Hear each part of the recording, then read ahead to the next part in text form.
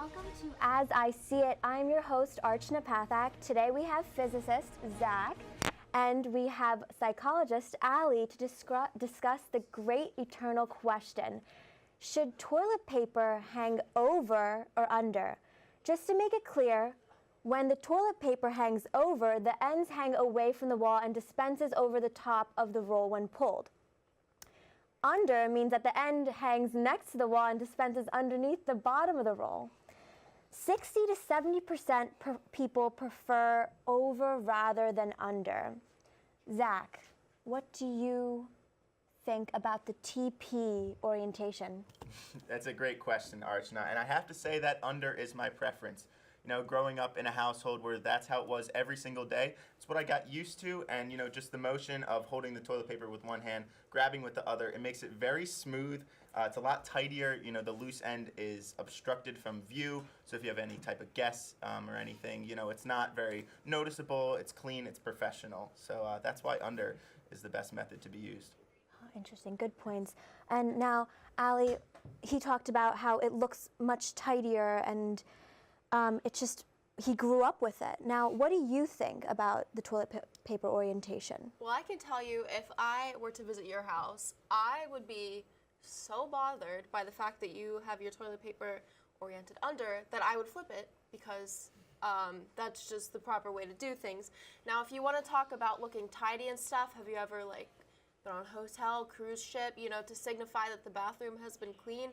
They usually do that little fold, and it is always over, because if they did it under, you couldn't tell. You wouldn't know if you had a clean roll of toilet paper or even a clean bathroom. And I think that also has to say something about cleanliness overall. When you have under toilet paper, you're kind of grabbing the wall, grabbing the roll. Who knows what kind of germs you could be transferring. With over, it's just grab and tear. See, I again disagree. I think it's just so much easier to grab and tear from the underside. And also, it reduces the risk if you have toddlers, young children, pets in the house. They get their hands, they just push down on it, and there it goes. The whole roll unravels, and you have a bigger situation on your hand to deal with. What are you going to do? You're going to roll it back up? You're just going to throw it out? Then you're, not being very conservative. You're destroying the environment. But are you going to really roll it back up? That takes a lot of time, so. Well, if you want to talk about waste, it's a lot easier to tear off your desired number of squares when it's over versus under, because, if you just grab it and rip it, it'll go flying out from under you. That's why you have the other over, hand you go placed. like that. Yeah, well, again, germs. Were you raised in a barn? Okay, I love the points that you guys just made. You are a physicist. Isn't the physics behind the orientation kind of the same thing? Yeah, sure. So when something spins, it creates rotational kinetic energy, the energy of motion.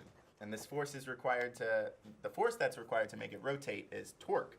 And so the torque is created by your hand rolling down, or spinning the paper. So in that case, it is, the rotational kinetic energy is the same, but you require less when you just have to go in through the under method. It's less torque. So if you think about that, you're just less tired pulling your toilet paper. Yeah. Now, would you change the toilet paper orientation if let's say if you were in the bathroom and you're like, oh my God, since you like over so much, would you go out of your way to undo that and make it the right way? Yeah, I have been known to go out of my way and undo it. It's just the civilized way of tearing your toilet paper. Interesting. And I also was doing some research about this before, and there are some personality differences between over people and under people. Can you explain more of that? Yes, of course I can. So actually, in a study done, it was determined that people that prefer the toilet paper over actually have a more dominant type A personality, and the unders have a submissive type B personality. So really, overs rule the world at the end of the day. Oh. And even if you look at the history of toilet paper, when the patent for the toilet paper roll was patented in 1891, it was specified in the directions that the toilet paper was to go over. And manufacturers actually have still kept with that to this day. If you look at the patterning on the toilet paper, it signifies that it's supposed to go over. I don't really want toilet paper companies telling me how I can put my toilet paper on a roll. So, at that point, I don't think it really matters what the official way to put your toilet paper on is. Well, I mean, I guess that also just goes to show the psychology behind it, the kind of type B submissive, rebel right, personality, but, you're just not right.